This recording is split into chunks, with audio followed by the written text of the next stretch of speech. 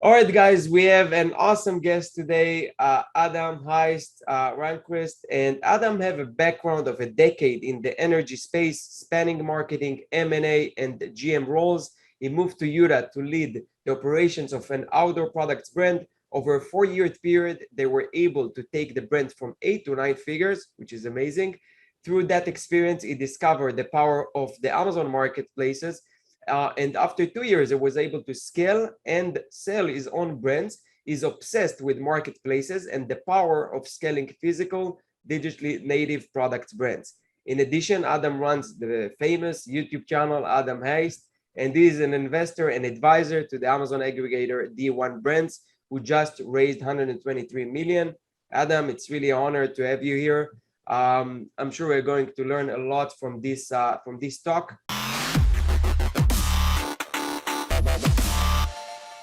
How are you today?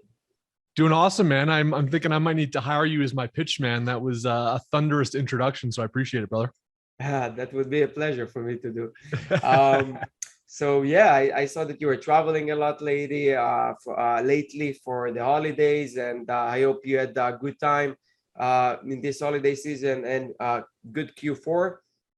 I want, like I told you before we recorded this, to hear about your story. A lot of times you see people successful on Amazon or other things that they do in life, but you don't really know what they went through before. And a lot of people just start Amazon and they fail and they don't quite understand the reason. And I think by sharing the background of other successful people here, that's what I like to do. We can all grow, understand better what we have to do more or go through to become better. And I love to hear about other people's stories. And just why don't you share a little about yourself? How old are you? Where you grew up? Things like that, and maybe we continue to the point there that you started Amazon and where you are now. Sounds good, man. So yeah, I'll throw the age out there to start. No one's ever asked me that, but yeah, I'm going to be turning 40 in June, so I've got a couple more months here left in my 30s. I always say, I was kind of a buttoned up corporate guy for the vast majority of my career. So I spent well over a decade, as you mentioned, kind of in the energy space. Probably too much some, if I'm honest. I think. Oh, sorry, my computer just flipped there. Probably too much. Probably too much, if I'm honest. I mean, I flirted with entrepreneurship a couple times. In 2009, I started a hockey apparel brand. This was like early days of Shopify before people knew what it was. So we kind of ran that for, I don't know, like a 18-month period, something like that. And then, life responsibilities of life take over. You get the mortgage, you get kind of responsibilities, you start making good money, you buy nice things, and you kind of get sucked into that American dream trap. And I was very much kind of a part of that. But I always had that itch, right? Like I always felt like, there was something else to life, and the rules of corporate America weren't perfectly aligned with how I wanted to live my life. But yeah, so we ended up, I spent a ton of time in the energy space, did a lot of M&A. That M&A activity actually parlayed into, we started for the energy company I was working for, wanting to buy a physical products brand. So the company bought a brand out of Utah called Goal Zero, which at the time was kind of fledgling, but had a really good product line around portable power and backup power, things like that. So about 6 months after the acquisition, I moved out to Utah from Houston. So I'm from Canada originally. I spent about 14 years in Houston, and then moved out. And it was trial by fire, let me tell you. I mean, you go from an industry that you knew like the back of your hand and could kind of, do it in your sleep, did it for a very long time, to the world of physical products. It was completely different, kind of business, mathematics around it were completely different, but it was fascinating. I mean, my first 3 weeks on the job were going to China. So I spent like my first 3 weeks in China, touring about 18 factories and drinking too much and eating a lot of like salty, saturated foods, but it was a kind of a trial by fire. And then really just as we were turning over rocks to scale that business, discovered Amazon through that business. So, and I was just like, it was like these perfect things aligned. I had enough money where I could kind of risk it. I was at the point in my life where I was ready to make a risk. I had the information, the knowledge. I'm like, you know what, screw it. Let's do this. So I ended up launching my own brand and or my first brand, and 2 years later sold it, and kind of been in that world ever since, man. Call me Amazon obsessed, but it was an interesting path to get there for sure. Yeah, that's an awesome story. And I want to just maybe focus more on a couple of things you mentioned right now. But you mentioned that you went to China for like 2 weeks just at the beginning when you just started. So I guess just to be familiar with the product lines and build the connections, stuff like that. I never been to China. I was supposed to go when just COVID started, but obviously it was canceled. Yep. But what do you think it's required to go to China, understand better the culture, or if you have established line of products, just create better relationships? How was that experience for you? Yeah, I mean, it's definitely not required. I mean, especially in this new kind of work environment that we've kind of graduated to the last couple of years. I think virtual is definitely fairly common. In the case of working with China, you kind of live and breathe on WeChat. But I think like anything in life, right? Like I think if you and I were to go, have 3-4 beers one night and like grab a meal, we could know each other a lot. We could have 4 or 5 Zoom calls. I could text you every week, but there would be something about us breaking bread together that deepens the human bond. And I think that the same could be said about China. So I don't know if it's doing business in China explicitly more so than just the human condition of there's just something that happens when you're in person. I would definitely say that there's pretty massive advantages. There's some specific things in Chinese culture. I think it's called Guanxi, where it's basically like, if I do something nice for you, you kind of have to replicate it. And it's almost like this invisible force or karma or something. And so by visiting Asia and going to the factory, especially as a foreigner, you're kind of giving them, face, so to speak. And so they want to replicate it. And so there's never been a visit to China that I haven't had pretty material concessions for some strategic item, whether it be, terms on product payment, bending over on some pricing, something like that. But it tends to deepen the relationship, and there's definitely kind of relationship leverage that comes out of visits to China. And then when you're back home, wherever you live, and you have an issue coming up where, the factory is getting shut down due to COVID and you got to get shipment out, when you message them on WeChat, there's something there that deepens the relationship because you went out and you've got just that human connection. So definitely not required, but I think it amplifies both the leverage that you have and just it's funner to do business with people that you have a connection with, and I think that helps too. Yeah. I think that, once you have like established brand and you already have few products and you want to take it to the next level and create that trust, maybe then it makes sense. For me, the goal of the trip back then, which didn't happen, was to get better payment terms. I felt that, just asking this on Skype or in a virtual meeting wouldn't have the same effect as, me going there, showing them like a live presentation on why I need to get payment terms. Yeah, just going to China and presenting this, to them live, I think would have a better effect. But I agree with you. I do everything on WeChat. Even yesterday, I had that at night a WeChat video call with the supplier. And by having this is another level of communication. If you can do a video and they have a good English, that's always better than texting. 100%. Because she was able to just provide me better. So I want to create new products from scratch, custom made. And she just told me, look, our previous customer just do a 3D, send us the 3D file and we print it and that's it. And she never mentioned this in a regular texting.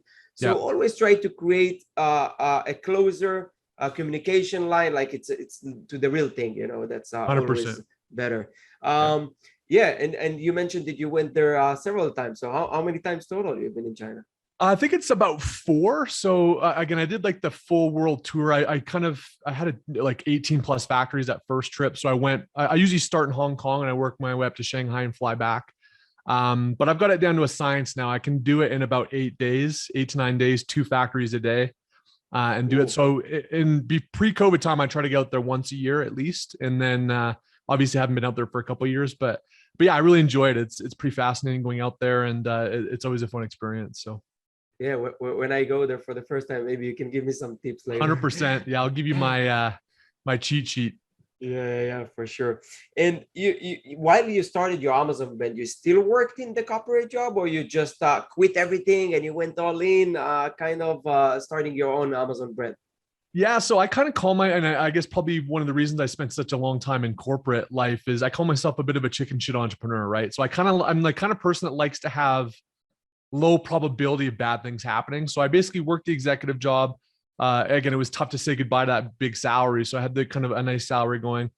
And I just wanted to start it as an experiment. I'm like, I think I've got a vehicle here to escape this. It's going to take me a couple of years, but let's just do this. So I talked to my boss at the time. I said, hey, in turning over all these rocks and diving into Amazon for at the time Goal Zero, which was a 1P business that we had to transition to 3P.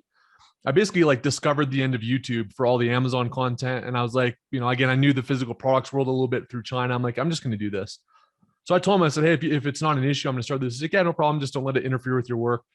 And so I started it while I was working there. And then about a year later, I started a secondary brand. So my first brand was in home goods. My second one is much more around my passion. So I started that. So yeah, I just kind of grew those, and I didn't leave my corporate job until I actually sold that first brand. So after I sold, I'm like, okay, Wow. I've got no excuses now. Money's not really a concern.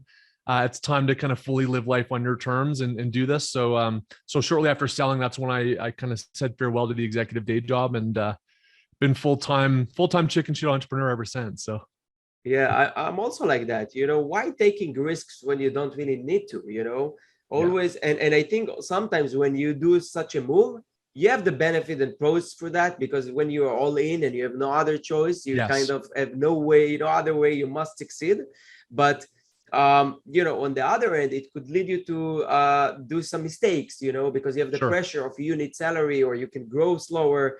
yep, So I guess that because you had the other job, you were able to put all the money back. I did the same yeah. kind of first year, invested all back, so was able to grow kind of a faster pace. But yeah, I'm also like you. I think that always I like to look at a risk. I try to really break it down. Okay, what could happen, and Yeah. what could go wrong, and kind of have a plan in case something won't go as my plan, Yep. as I planned. And so you sold your first brand, you mentioned, and then you left your corporate job. That was like after a year, like after 2 years, after how long? Yeah. So I started the brand. I mean, as you know, you kind of like you start saying, hey, Amazon's a thing, and then you do research on it and you study it. You maybe buy a course, watch YouTube videos, whatever else. So I went through that kind of 6-month learning process. So not counting that learning process, kind of from when I launched the first product to selling it was just about 2 years to the dot on that first brand that I sold. Yeah. That's pretty impressive. You hear a lot of people just starting to after 2 years to understand what's going on, and Yeah. that led me to the next question. What or how you think your background or all this corporate job experience helped you grow that and be able to sell it after 2 years? What are the things and lessons you learned in your previous job that kind of gave you confidence, or oh, okay, I did it before, it's easy, or Yeah. the M&A and acquisitions world, I think prepared you for maybe thinking big or being more prepared. Yeah, I think it's a fantastic question. And honestly, one of the things I've kind of philosophically thought a lot about over the last couple of years, especially, is like what makes you who you are and all these things. And I ultimately do feel like it's these incremental bricks that get stacked over your life, over decades, frankly, that they're lessons learned, their experiences, their emotional things that happen to you, their pragmatic knowledge, experience, all these things kind of slowly stack in your life. And I do feel ultimately like that experience was a culmination of all those things that happened in my life, right? I think some of the bricks that mattered the most for success on Amazon for me was, number one, I come from a business background. I mean, I went to business school in undergrad. Was always So one of the more numbers wasn't like something that you were fear yeah, I or, mean, or yeah, yeah. just like think business foundations. I ultimately, I've had teams of 50 plus people in my career, so I've kind of understood, the mechanics of managing people, lots of different functional access to different parts of business. So I think that certainly helped. I think in terms of mental side's a huge part of being an entrepreneur, right? Like it's not an easy linear path. There's a lot of deep lows, and there's a lot of super big highs, but you got to be able to weather the storm in both of those fronts. I come from a sporting background, so I grew up playing hockey. Obviously, a good Canadian kid can't be a Canadian unless you play hockey. So that toughens you up. I mean, frankly, you got to get kind of mentally tough to play that. Played rugby, football pretty seriously as I got older.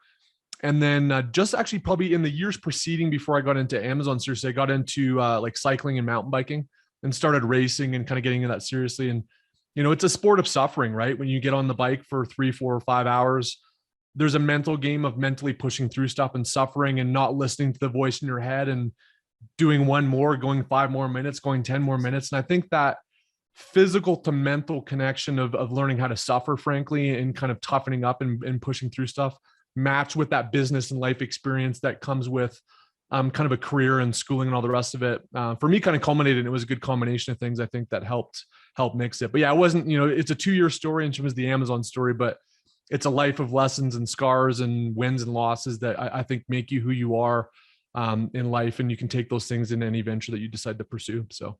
Yeah, yeah. Well said. I love your answer. And did you read the book Outliers? I have, yeah. Yeah. Malcolm So it Gladwell. reminds you. Yeah. So your answer kind of reminded me So a lot of things like hockey. He talked about yeah, it and who you are, where you grew up, and like you said, all these things you went through, kind of stacking together to help you in in every new journey in your life, kind of. sure. And when you understand this, I feel that it gives you more patience. Agreed. It kind of, you are like, okay, let's not rush things happen when they need to happen. Sure. And I also love the fact that you mentioned about like suffering. So my little girl now going through something in school, and it's not something that nice, and I'm like, look, you suffer now, but make you better. It will make you grow. It will make you Yeah. stronger. So always look at this as an opportunity to be stronger, because when you go through life and you get everything and everything is easy, that's not when you grow or really achieve, or having a Sure. desire or this hunger to achieve things. So I think that's something I always say. It's all start with how hungry you are, how Yep. bad you want that. Like for me, it was a point like you. I think that I didn't like what I do, so I just wanted to change. I wanted, Yep. and there was no other option. I said, I don't want to live or build something big or to other people. I want to build it for myself. Maybe it's Yep. selfish, but it's also from a point that I like to things to be like according to my vision. Sure. So that's I love this answer, and that's exactly what I wanted to show people here. But that's really cool. Now, what do you do now? What is your plans after selling that brand? You mentioned you focused on other brand that is more your passion. So tell us more about that. Yeah. Yeah, I would say probably call it like 70 to 80% of my time is what I call on my brands businesses. So I've got two other brands that I own straight up, kind of started from scratch. And then I've got more that I've got either advisory equity in, or I've looked at investing in. So I'm kind of involved in a suite of different physical products brands. So that's like the crux of what I enjoy doing. I really enjoy building those brands. It's just got a knack for it, and it's really enjoyable. I've been pretty focused around building like systems and teams a lot now. So kind of starting to hire a lot more, built out like 300 plus SOPs and pretty intricate systems. So it's fun to like put in the hard yards, and then that scales and leverages. So I'm really focused on leverage. Like what can I do once or focus on incrementally that will pay off, in perpetuity in the future. And then I'd say the rest of the 20% is more on kind of media. So I think the YouTube stuff, as it kind of takes on a life of its own, even, and you don't really know exactly where it's going to go, but I've had a ton of opportunities come through YouTube. So kind of have, followed that path and really, really enjoyed it and made a lot of connections. So I'd say the rest of the 20% is focused on media, YouTube stuff, which again is very high leverage, kind of similar to physical products brands, which I really like. Do some speaking throughout the year from time to time, have a kind of a private community that came out of that. So, and then I think now I've got kind of the luxury of being able to kind of pick some spots and invest in stuff that I think is cool and see where we go. So yeah, it's, and then honestly, I would say, my other focus is to, bike and ski as much as possible. So I try to bike or ski about a couple hours a day at least. So that's kind of high on my list just to make sure that I do that. So, yeah, if it's not work, I'm probably skiing or on a mountain bike. So. Yeah, tell me more about it, how you can actually do it. That for me, I like surfing, I like martial arts. I have a lot of hobbies, too many hobbies, and I find it very hard to Yeah. leave what I do, like the work, and actually spend like 2 hours on something. Uh, Tell me how you look at those things, like because life is short. You can't Sure. just focus on work. These are the important things. That's why we work, right? To be Yeah. able to do that. And sometimes you're kind of in a trap. I feel that Sure. I work more hours than I work in my previous Yeah. job. Yeah, obviously I enjoy it more, and it gives me satisfaction, but it's addicting on the other hand. Sure. So how you look No, at I this? think it's a great question. And honestly, this is like heavily rooted in my why and why I pursued this. And we kind of talk about having a reason or kind of a deeper reason why you pursue things in life. And one of my biggest things is I thought corporate life was bullshit. I loved what I did and accomplished. I loved the people. It was super fulfilling in many respects. But the fact that I had to get into a car, drive to work for 45 minutes, get into work, like be in 6 hours of meetings a day, look over my shoulder if I was like going to check my Facebook on my computer because I didn't want my team to see it. Like there's just all these, I think, theatrical things that we go through in normal life that are kind of bullshit. So one of my big reasons I didn't want to do that. I mean, my life philosophy now is work on things that I really enjoy with people I'm really aligned with that have a value system like me, and work when I want and how much I want. Like if I could do those three things, for the most part, I'm happy. And so I try to live every day what I call the perfect average day. Like I think a lot of people think like this grandiose stuff. I'm going to sell my business. I'm going to buy a Lamborghini. I'm going to move, have a place in Puerto Rico, and I'm going to go to this, and I'm going to go to Dubai. And I'm like, for me, like those are dopamine hits and they seem good on paper. It's like this Instagram facade. Where I'm most happy, and this is how I kind of live my day-to-day life, is I wake up in the morning without an alarm clock. Sometimes that's between I'd say between 7 and 8:30, depending on the day. I'll hang out with my dogs. I love my dogs in the morning. Like they're super fun and cute. Like I just like that time with my dogs. So I chill.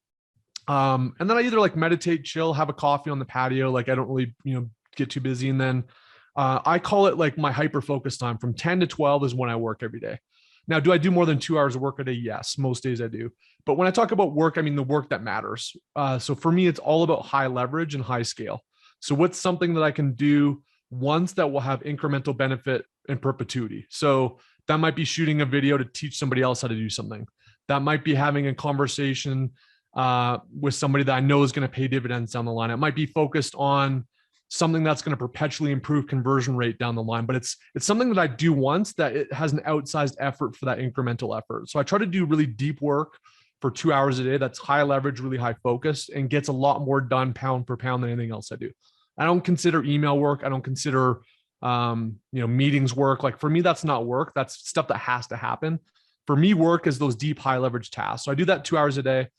And then at 12, that's my kind of fun time. So I'll go for like usually 2 hours, and I'll go ski, mountain bike, get back at like 2. I'll have like food on the go. I'll probably like watch YouTube. I love consuming content like anybody else. And again, I don't consider that work, although I get a lot of value from it. And then I usually block out 2 hours every afternoon for meetings. So you've kind of hit my meeting calendar for the afternoon. What I like about meetings are, it's kind of just like having a conversation with somebody. It's, you're not using the same intellectual horsepower that I did from 10 to 12 for the high leverage stuff. So it's easier. It's more flow state. And then most of my teams overseas, I've got one person in North America, but most of them are overseas. So we'll kind of set the bar when they get on Slack, early evening for me. And obviously WeChat stuff, if you've got to coordinate stuff with suppliers. And then I'll have a couple beers in the patio, chill, enjoy life, watch a movie, enjoy the sunset, and then rinse and repeat. So how do I do it? I mean, it's just, you got to be really deliberate about the things that you decide to work on. You need to divorce yourself from this concept that 1 hour in is an hour out. Like this, hey, I put in an 8 hour, I get a paycheck. Like divorce yourself from that concept, because time does not equal output. It's what you focus on, how you focus on it. Are you focused on the right things? Are you building the systems and people behind the scenes so the engine runs without you being involved? Like I put a ton of time the last couple of years on that. And the benefit of it is I can bike 2 hours a day, and I can wake up with an alarm clock. Some people might think it's lazy, but it's for me the most high impact, high effective way to work and structure life. So that's what I do. Love this the life you build yourself, kind of. And I feel a lot of it's related to the last part you mentioned. You build systems and SOPs that the business or whatever you can do can kind of run when you're not there, and the fundamental understanding that it's actually 2-3 hours, because for me it's from 6 o'clock till 9-10 that I have this deep work. And then after that, just like emails or YouTube video recording and stuff that don't really require my full focus. And I'm with you on that. You don't really need 2 to 3 hours. That's how I build my business, because when I had my other job, I had to wake up from 4 a.m. till 7 a.m. and work 3 hours only. And I was able to build a business like people doing full time. So it's true. If you're focused, that's what you need. You don't need 2 to 3 hours. And what actually happens for people that work from 9 to 5, if you actually check and measure the actual work they do, it's like 3 to 4 hours. No, everything 100%. Else, it's like bullshit. I actually don't think mentally we're capable of doing more than 3 hours of work a day. real work when I talk about that. Not going through Yeah. the motions, not in a meeting, not sending emails, not talking to your colleagues, whatever, like real getting shit done that matters. It takes a lot of mental energy to do that if you're focused on the right things. And I think, for me, 2 hours is plenty, but like 2 to 3 hours, I think is the cap on it. You do breaks between? Usually not. I mean, I'll no phone, whatever else. I mean, there, maybe every 30, 40 minutes, you kind of get up to stretch and go grab another coffee or something like that. I'll definitely like break it up a little bit, but for me, it's more flow state stuff. You kind of get in the zone and run with it. And I think that's the beauty of frankly, Amazon and physical products brands. It's a high leverage business. I call it work in bursts, right? Like it's a lot of work to develop a product, identify it, whatever else. It's a lot of work to launch it, get the structure in place. But once it hits its stride, it's like, okay, you got to make sure that you order the inventory and check on the things that matter. But I don't need to do that. Like that's not something that, I need to do. And I've got folks on the team that can do that. So I think that's what's cool about it. You put in effort and you can reap the rewards for months and years ahead. And I think that when you orient your life around high leverage and focusing on those things that reap greater rewards over a long enough timeline for the effort you put in, that's where the magic happens, I think, for commercializing businesses and living a good life.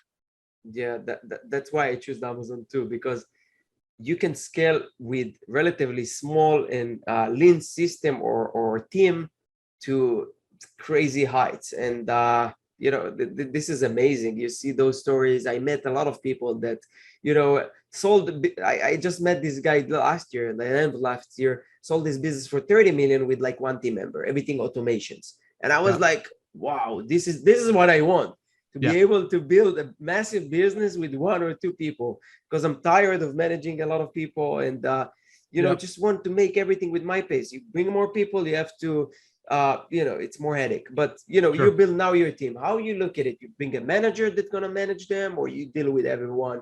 What is your plan for that? Yeah, so I think it's different. So I've got somebody who kind of heads up my Filipino operation. So I think, you start with one. Everybody kind of starts with one, and then you kind of add some incrementally over time. So I like to try to like get layers so that not every employee or process or activity needs to come through you. So, and it takes time to build that, right? I think that's one of the things that people see success or see seeming success, but it really takes years to kind of get to certain points, and you graduate. Everybody levels up their game over time, and it's definitely steps that take place. But how I structure it is I basically have like a Filipino team manager so that they help hire, manage teams, manage tasks in the Philippines. And we have kind of a weekly meeting on Sunday evenings, US time, to kind of set the stage for what's going to happen during the week. And then they kind of run their own stuff during the week and check in on Slack if they've got questions. And then a more recent move is I've actually hired somebody in the US. The challenging thing is like, to get really like great talent in the US, like call it like director level talent, like senior manager, executive level talent, it's hundreds of thousands of dollars, right? Yeah. So again, one of the cool things I think coming through the Amazon ecosystem, you get to know people with a YouTube channel, you kind of get to have relationships with folks.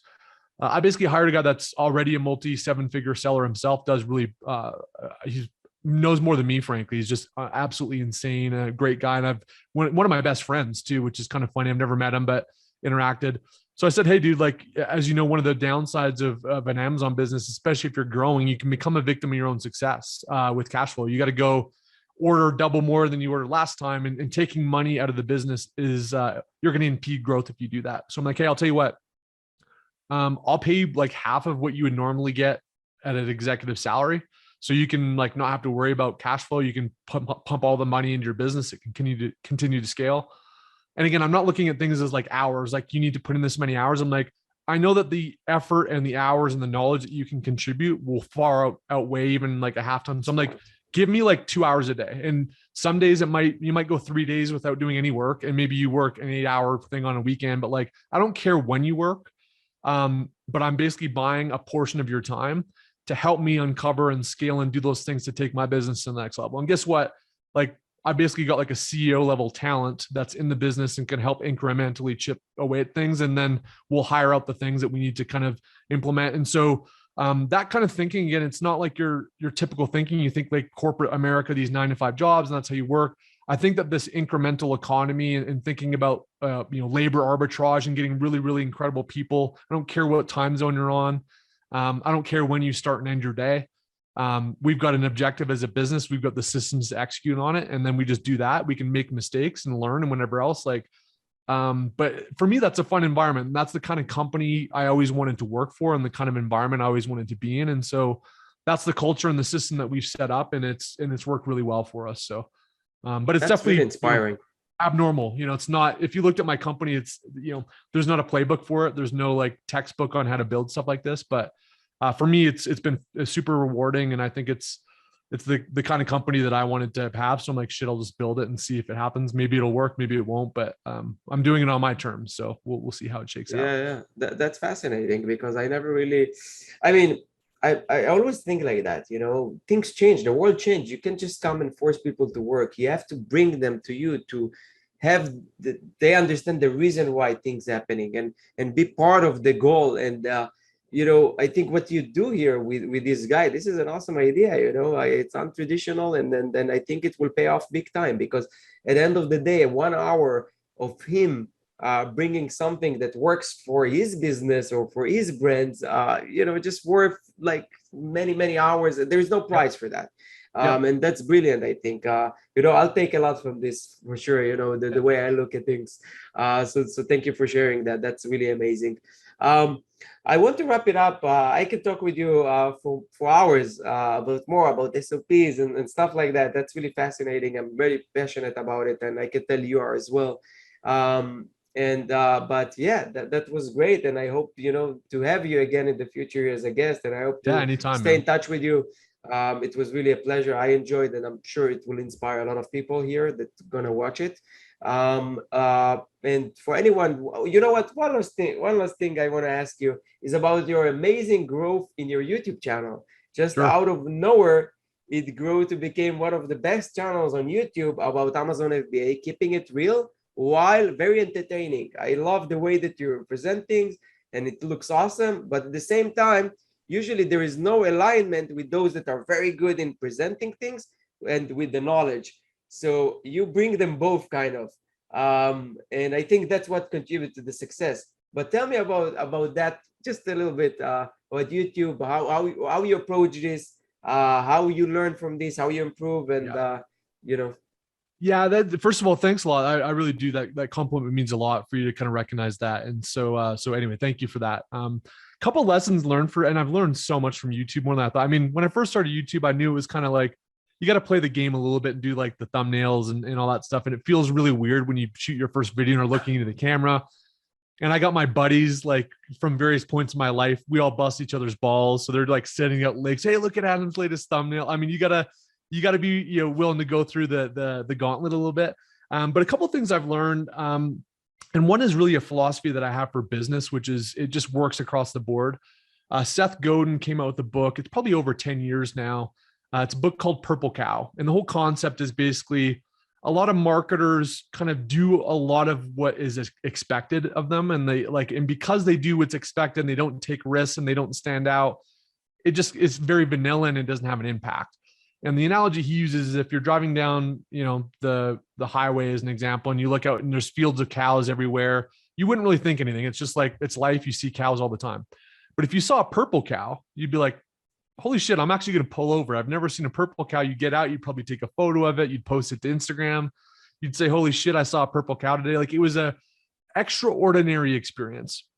And so whether it's an Amazon listing or a listing image or a brand that you're creating or a product idea, it doesn't need to be as insane as a purple cow. But I think what you want to have is you want to have an experience for somebody that's taking it in that's different. You know what I mean? Like, I don't see this every day. There's something unique about it and compelling about it. And so when I started my YouTube channel, I think one of the things I really dislike about the Amazon space is there's just a lot of dirtbags. There's a lot of people I'm not aligned with. We talked about like, do things you want with people you're aligned with. Like, not many I'm aligned with. And it's just not how I like to do business. It's not even ethical. It's just not my kind of people. I just like it. Yeah. And there's a lot of that on YouTube. Yeah.